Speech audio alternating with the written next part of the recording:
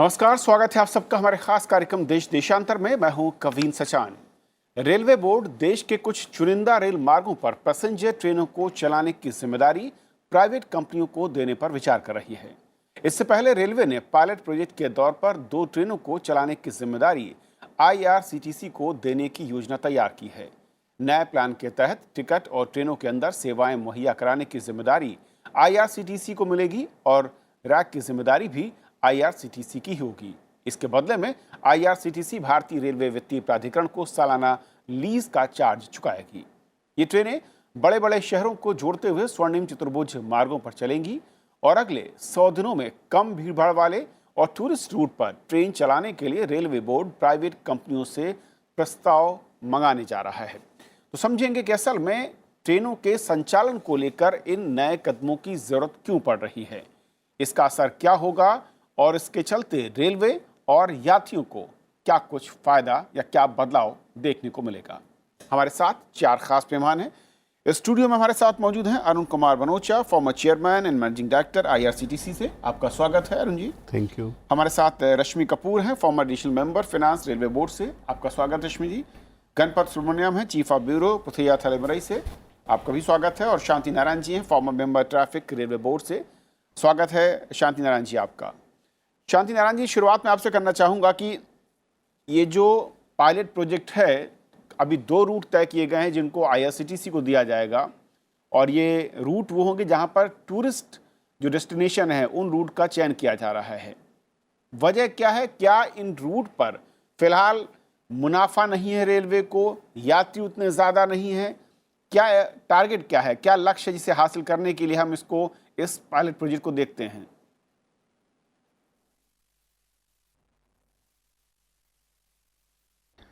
इसका मेरे हिसाब से ऑब्जेक्टिव यही है कि हमको कस्टमर की रिक्वायरमेंट्स समझने का मौका मिलना चाहिए और जो एक डिपार्टमेंटल अंडरटेकिंग है वो ये काम ठीक से नहीं कर पाती है, because the attention is basically not on the customer, it is on the running of the system. तो इसमें ये जो हमने 2 एक्सपेरिमेंट्स इसके करे थे।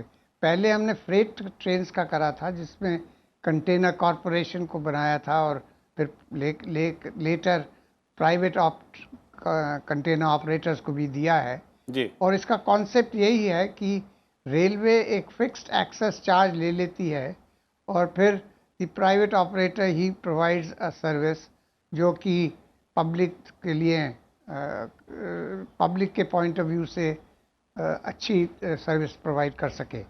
तो ये पहला एक्सपेरिमेंट कर रहे हैं इन दी पैसेंजर सेगमेंट और इसमें जो ये 2 रूट्स कर रहे हैं उसमें बेसिकली इंटेंशन है कि we can the private operator can provide value added service और उसके लिए एक्स्ट्रा चार्ज भी कर सकते हैं।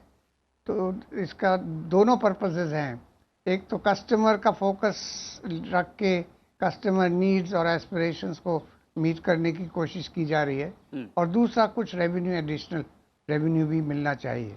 ओके अरुण जी, 2 चीज़ें हैं कि एक तो ये कि IRCTC को जब ये दिया गया है, जिम्मा सौंपा जा रहा है, जिसकी तैयारी हो रही है, जो काम रेलवे नहीं कर पाया IRCTC उसको किस तरीके से मुमकिन करेगी? क्या एक बड़ा चैलेंज होगा? और इस कदम को, इस पायलट प्रोजेक्ट को IRCTC कैसे देखती है?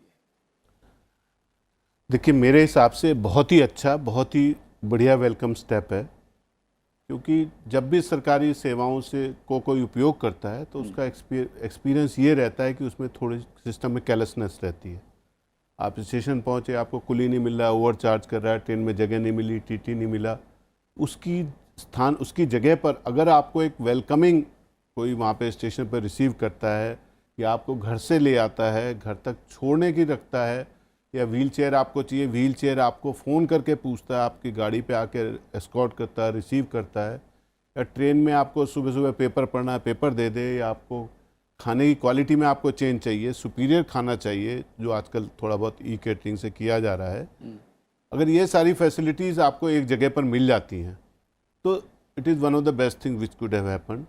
और ये हम लोगों के समय भी कोशिश किया था, बट कुछ कारणों से, कुछ रेलवे का डिस्काउंट, हॉलेज कॉस्ट के इश्यूज ऐसे आ गए जिसकी वजह से ये बड़ा मुश्किल हो जाता है कि डे वन पर आप रेलवे को गारंटी दे सके कि आप एक heavy amount as haulage cost देंगे। तो इसमें अगर चलाना है तो जैसा कहा टूरिस्ट ट्रेन और एक गोल्डन क्वाड्रिलेटरल एक लीडिंग न्यूज़पेपर में आया है, तो इसको चलाने का प्रैक्टिकल तरीका तो ये है कि जो ट्रेन आपके या जो रूट एग्जिस्टिंग आपके हाई कैपेसिटी हैं या हाई डिमांडिंग है उसमें आप इस तरह की ट्रेन चलाइए, वो IRCTC को दीजिए, जिससे कि IRCTC को ऑक्यूपेशन की प्रॉब्लम ना रहे। उसका मेन काम होना चाहिए वैल्यू एडिशन, कि आप ट्रेन में जो पैसेंजर आ गया उसको, जैसे टूरिस्ट कोच दार्जिलिंग से कलकत्ता सेगमेंट में चलता है, बीच में एक बार जम्मू वैष्णो देवी के लिए भी ट्राई किया गया था जिसमें इस तरह की फैसिलिटी देने की बात हुई थी। कलकत्ता दार्जिलिंग आज भी सक्सेसफुल चल रहा है। तो उसको ट्रेन में एक्सटेंड करने के लिए एक बार गोवा रूट के लिए बात हुई थी दिल्ली गोवा में, तो ये हुआ कि फेयर में भी स्लाइटली हायर, बट खाना पीना और सब चीज़ें हो जाएंगी। बट ट्रेवल एजेंट्स आसानी से आ नहीं पाते कि पूरी की पूरी ट्रेन 16-18 कोच की ट्रेन जिसमें 800-1000 पैसेंजर हैं उनको ऑल द ईयर राउंड भर के ले जाए और आपको पैसे की गारंटी दे।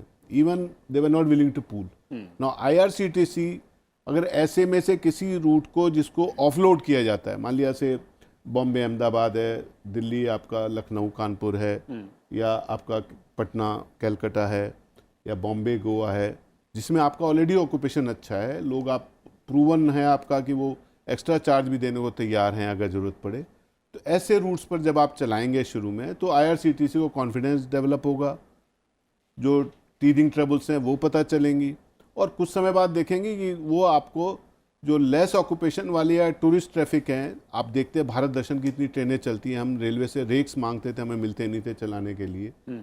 उसी तरह आप टूरिस्ट ट्रेन है, आप जानते हैं नवंबर से फरवरी चलता है, बट उसके बाद रेक खाली पड़ा रहे तो क्या करें। अगर आप ट्रेन ऐसे रूट्स पे देते हैं जो हाई ऑक्यूपाइड है, हाई डिमांडिंग है, तो उसमें आपको सबसे बड़ा फ़ायदा ये होगा कि passenger will be have a welcome thing.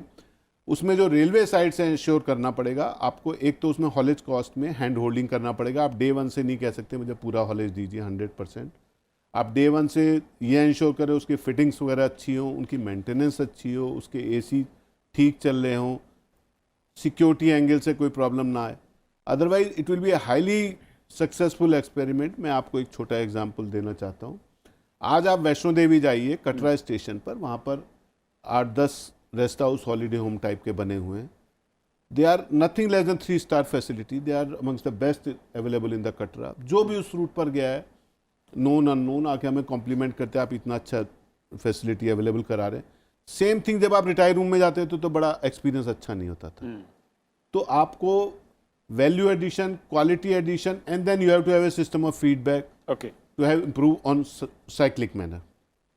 लेकिन गणपति, सवाल फिर ये है कि क्या रेलवे बोर्ड ट्रेनों के संचालन, उसको चलाने के प्रोफेशनल अप्रोच से दूर खड़ा हुआ है? जैसा कि कहा उन साहब ने, इतनी सारी दिक्कतें, और अगर IRCTC को पायलट प्रोजेक्ट के तहत 2 रूट मिल रहे हैं और आगे सरकार की योजना, जो बोर्ड की योजना दिखती है कि कुछ प्राइवेट कंपनियों को आमंत्रित करने की कि वो क्या कुछ रूट पर इस काम को कर सकते हैं, तो प्रोफेशनलिज्म की अगर कमी है तो फिर हमें ओवरऑल की ज़रूरत है पूरे रेलवे में, या फिर ये सिर्फ इसलिए है कि कुछ रूट पर जो वित्तीय घाटा है या फाइनेंस का डेफिसिट है उसको मीट आउट करने का एक प्रोजेक्ट होगा? ओवरऑल रेलवे को ये तय करना पड़ेगा कि अपना सोशल ऑब्लिगेशन पे फोकस रखें जैसा अभी है, या फिर फाइनेंशियल स्टेबिलिटी पे फोकस रखें। अभी तो सोशल ऑब्लिगेशन पूरा कर रहे हैं। सबसे सस्ता ट्रैवल तो रेलवे ही है, आज भी आम आदमी के लिए सबसे बढ़िया वाला मोड ऑफ ट्रैवल है। पर लेकिन उसमें क्वालिटी का कमी है, क्वालिटी इम्प्रूव करना है। इन सब बातें जब हम शुरू करते हैं तब तो ये देखना पड़ेगा कि फेयर भी उसके हिसाब से बढ़ेगा। तो सर्विस इम्प्रूव करना है, प्राइवेट सेक्टर को देना है। वो प्राइवेट सेक्टर वाला आके सब्सिडाइज रेट में तो नहीं करेगा, तो वो सब्सिडी कम होगी, फेयर्स बढ़ेगी। तो शुरू में टूरिस्ट ट्रेन्स वगैरह में जो एक्सपेरिमेंट करके देखना वो सही बात है। जैसे पैलेस ऑन व्हील्स ट्रेन है, तो अभी नया प्रोजेक्ट कई शुरू हो रहे हैं, रामायणा एक्सप्रेस वगैरह, तो उसमें आप एक्सपेरिमेंट करके शुरू करके देखें उसमें प्राइवेट सेक्टर कितना बढ़िया सर्विस वैल्यू एडिशन लेके आ पाता है और उसकी वजह से फेयर्स कितने बढ़ते हैं। उससे रेलवे को अपना फाइनेंशियल पोजीशन इंप्रूव करने का कितना मौका मिलता है, ये सब देखेंगे। आप अभी शुरू से जैसे दिल्ली से कोई पटना जाने वाला ट्रेन होगा तो उसमें अभी करेंगे तो उसमें तो अनरिजर्व्ड वाला कंपार्टमेंट भी है, तो उसमें सबसे सस्ता वाला टिकट खरीद के जाने वाला भी है। अगर उसका टिकट अभी डबल हो जाता है वो तो 10 बार सोचेगा, उसका अगर आप फैसिलिटी भी दे रहे हैं फिर भी आप वो हेजिटेट करेगा। तो इन सब चीज़ों को आपने एक बार रिजॉल्व करके फोकस सही करके, कहाँ पे कमर्शियल फोकस, कहाँ पे सोशल ऑब्लिगेशन, ये देखना पड़ेगा।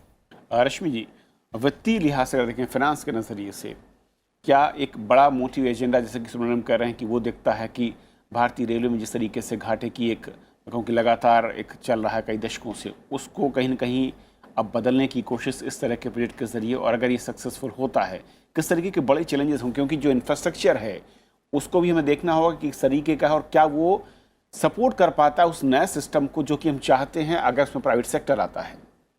फाइनेंशियल नज़रिए से जैसे आप कह रहे हैं, पहले तो मैं आपसे बिल्कुल सहमत हूँ कि हमें ये भी देखना है कि हमारा सोशल ऑब्लिगेशन हम कितना कर पाते हैं और कितना हम दूसरे सेगमेंट का, जहाँ पर हाई एंड सेगमेंट है और हमारी ट्रेन्स जैसे पैलेस ऑन व्हील्स है और भी ट्रेन्स हैं इस तरीके के जो IRCTC चला रहा है, उसमें तो कोई प्रॉब्लम ही नहीं है, वो देना ही चाहिए IRCTC को या प्राइवेट सेक्टर को।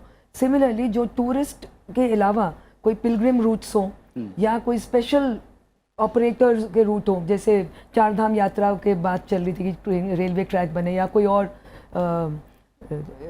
चारों ये ज्योतिर्लिंग के कनेक्शन के लिए भी कोई ट्रेन हो, इस तरीके से जो टूर ऑपरेटर वाला पोर्शन है वो तो ठीक है प्राइवेटाइज करना। पर अगर हम ये कहते हैं कि रेलवे की फाइनेंशियल प्रॉब्लम की वजह से हम प्राइवेटाइज कर रहे हैं, तो उसमें हमें सोचना पड़ेगा, क्योंकि अभी जो आपने बात की थी IRCTC के बारे में, वो IRCTC के व्यू पॉइंट से बात की कि मोस्ट प्रॉफिटेबल रूट्स दे दो IRCTC को। मोस्ट प्रॉफिटेबल तो रेलवे के लिए भी मोस्ट प्रॉफिटेबल है। देना अगर हमें प्राइवेट सेक्टर को है तो वो रूट्स देने चाहिए जहाँ पे हमें प्रॉफिट नहीं मिल रहा या लोग नहीं मिल रहे हैं, जहाँ मिल रहे हैं। And what about the lowest common man, जो डेली वेज वर्कर है, उसके लिए तो आप फेयर बढ़ा दें तो वो तो जाएगा नहीं, वो तो वैसे ही पिस रहा है। तो मेरे हिसाब से अगर ये जो प्राइवेट जो पैसेंजर सेगमेंट है, ये हमें पता है कि उसमें पूरी कॉस्ट हमें रिकवर नहीं हो रही, और the goods traffic is subsidising the passenger traffic by almost 40 to 60%। तो अगर प्राइवेट सेक्टर भी करेगा तो वो रेस तो बढ़ाएगा ही ना। तो हमें ये एक ओवरऑल व्यू लेना है, सिर्फ एक छोटी सी क्वालिटी जो है टिप ऑफ द आइसबर्ग, उसके बेसिस पे नहीं करना। और अगर प्राइवेट सेक्टर आता है तो वो एक बिजनेस प्रपोजल लेके आएगा, एक कमर्शियल एंटरप्राइज है जो प्रॉफिट देखेगा। तो अगर उसका प्रॉफिट हो रहा है तो किसकी कॉस्ट पे हो रहा है? रेलवे से आप passenger traffic day to day train का अगर ले लेते हैं, tourist traffic, pilgrim traffic, special traffic, yes बिल्कुल ठीक, पर डे टू डे जो डेस्टिनेशन का, पेपर में आज मैंने पढ़ा था कि ये गोल्डन क्वाड्रिलेटरल, पहले बोला लो कंजेशन एंड टूरिस्ट ट्रैफिक, फिर कहा गोल्डन क्वाड्रिलेटरल, दोनों अलग अलग है। गोल्डन क्वाड्रिलेटरल तो प्रॉफिटेबल है ही। तो अगर हम प्राइवेट सेक्टर का प्रॉफिट कर रहे हैं तो अपना क्या होगा? अगर फेयर बढ़ाने से काम बनता है तो थोड़ा फेयर बढ़ा सकते हैं, सब्सिडी कम कर दे जैसी उसकी भी चर्चा हो रही है। तो फैसिलिटी से ज़्यादा पहले हम हल्का सा फेयर बढ़ाएं, कुछ सब्सिडी कम करें, और हमारा जो सोशल रिस्पॉन्सिबिलिटी है जो लगभग 20-30,000 करोड़ है, उसको कोई फुलफिल करे। क्या यही वजह है कि इसको अलग रखा जा रहा है मनीषा साहब की जो टूरिस्ट रूट हैं फिलहाल उनकी तरफ फोकस किया जा रहा है, और शायद इसकी वजह ये भी है कि जो टूरिस्ट है वो हो सकता है कि बेस्ट फैसिलिटीज़ के वजह में आपको एक्स्ट्रा पे करने को तैयार हो जाए? देखिए, मैं इस बात से सहमत नहीं हूँ कि मैं आपको एक एग्जांपल देना चाहता हूँ। आपने बॉम्बे की लोकल ट्रेन देखी है जो ऑलमोस्ट फ्री की तरह है, सस्ते किराए हैं, और दिल्ली की मेट्रो देखिए, बॉम्बे की मेट्रो देखिए। अगर आप मेट्रो बना रहे हैं जिसकी कॉस्ट हाई है, जिसके टिकट हायर हैं, इट डजंट मीन कि आप मेट्रो ना बनाएं, क्योंकि उसमें डेली जाने वाला पैसेंजर भी हायर कॉस्ट देने को तैयार है। मैं आपको एग्जांपल देता हूँ, दिल्ली से भुवनेश्वर का टिकट 400 रुपये है, ऑर्डिनरी स्लीपर क्लास। 400 रुपये में आप यहाँ से भुवनेश्वर जा सकते हैं। यहाँ 400 रुपये मिनिमम डेली वेज है। तो अगर कोई लेबरर वहाँ से अकेले काम करना है जिसकी फैमिली नहीं है, ऐसा नहीं है वो 6 महीने साल में एक बार जाना है तो नहीं जा सकता। उसको क्या चाहिए, उसकी जेब में जो पैसे हैं, या बिहार का लेबरर है वो 4 लोगों से इकट्ठा करके पैसे ले जाता है, वो चोरी ना हो। अगर वही डब्बा उसका AC कर दिया जाए तो इसका मतलब ये नहीं है कि उसको अगर मान लिया 100-200 रुपये एक्स्ट्रा देने पड़ते, 400 की जगह 500-600 रुपये, may be he will prefer. तो आपको ये देखना पड़ेगा। आज ही के जो लीडिंग पेपर में था, अबाउट 53% किराया मिलता है रेलवे को पैसेंजर से। ठीक है, अगर ये बात सही है, जो काफ़ी हद तक सही होनी चाहिए, तो आपके पास 47% मार्जिन है। अगर आप इसको धीरे धीरे एक्स्ट्रा सर्विसेज देके और आईआरसीटीसी से रेवेन्यू शेयर करके बढ़ा सकते हैं और थोड़ा सा किराया भी बढ़ा सकते हैं, बेटर फैसिलिटीज देके, बेटर चार्जेस देके। जब आप किसी को फैसिलिटी देंगे, आप इंटरनेट दे रहे हैं, इंटरनेट का चार्ज लीजिए, आप उसमें एंटरटेनमेंट दे रहे हैं, एंटरटेनमेंट का चार्ज ले लीजिए, आप उसमें न्यूज़पेपर दे रहे हैं, न्यूज़पेपर, खाना बढ़िया दीजिए। All these facilities can be added on. कल को आप स्टेशन पे एग्जीक्यूटिव लाउंज, रिटायरिंग रूम या कुछ भी इस तरह हॉलीडे होम वगैरह लिंक कर सकते हैं। जैसे ही आप ये सब चीज़ें करेंगे, पीपल बी विलिंग टू पे, आपके स्टेशन की क्वालिटी इंप्रूव होगी, स्टेशन की लुक्स इंप्रूव होगी। जहाँ पर भी जाएंगे आप देखेंगे कि उससे चीज़ें सुधरेंगी। जहाँ तक रेलवे को एक्स्ट्रा सोशल वर्सेज जो फाइनेंशियल ऑब्लिगेशन की बात हो रही थी, सोशल ऑब्लिगेशन तो देखिए एक ऐसा है कि जिसमें रेलवे अब ये बर्डन बियर कर रही है, होना चाहिए, बट उसकी भी एक लिमिट होनी चाहिए। या तो सेंट्रल गवर्नमेंट का पार्ट हो गया रेलवे बजट, तो सेंट्रल गवर्नमेंट फंड्स दे। आप किराए बिना बढ़ाए तो एक ही तरीका है कि आपको सेंट्रल गवर्नमेंट फंडिंग दे। बिल्कुल। अगर आपको फैसिलिटीज़ देनी है तो फैसिलिटीज़ से लोगों को डिप्राइव ना किया। जहाँ तक टूरिस्ट ट्रेन और लेस ऑक्यूपाइड रूट का बात है, इतना आसान नहीं होता है, क्योंकि वही ट्रेन जो आपके 1000 पैसेंजर ले जा रही है, उसमें आप करीब 150-200 पैसेंजर ले जाते हैं। जी। उन 200 पैसेंजर से आप 6 गुना किराया लेंगे उसी रूट का, इट बिकम्स डिफिकल्ट। उससे अच्छा आप ट्रेन फ्रीक्वेंसी और कंजेस्टेड रूट पे लें तो money recovery will be better and faster. Shanti Narayan ji, दो चीज़ें हैं, क्योंकि जब रेलवे की इनकम की बात होती है तो जो यात्रियों से होता है वो करीब 50,000 करोड़ के आसपास, तकरीबन 50,000 करोड़ के आसपास दिखता है, अगर सालाना देखें। थोड़ा बहुत कम ज़्यादा होता है हर साल, और इसका 3 गुना दिखता है जब हम माल ढुलाई की बात करते हैं। और जो एक्सपेरिमेंट पहले किया है रेलवे बोर्ड और सरकारों ने, माल ढुलाई को लेकर जो प्राइवेट कुछ रूट्स पर दिया गया, उसके रिजल्ट किस तरीके से रहे हैं, और क्या कमोबेश वही रास्ता हम माल ढुलाई के साथ साथ जो रेलवे यातायात है, यानी कि साफ तौर पर यात्रियों के नज़रिए से जो रूट हैं, उन सब पर भी लागू किया जा सकता है?